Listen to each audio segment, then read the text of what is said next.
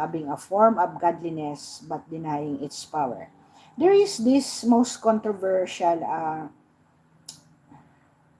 topic now. Alam nyo ba na ang Papa ng Katoliko, Pope Leo XIV,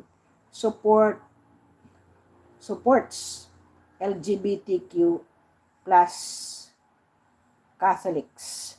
And he met with Garage International, a ministry supporting individuals with same-sex attraction, has sparked debate.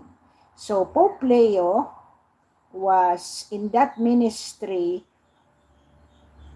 of accordingly Catholic faith who support transgender and LGBTQ people. The Pope's stance is seen as continuing Pope Francis' mission of inclusivity, emphasizing welcome and respect for all, while maintaining the Church's teachings on sexuality and marriage. So, Courage International's Executive Director, Brian Ganon, stated that the Pope is very, very supportive of same-sex relationship. So this is a very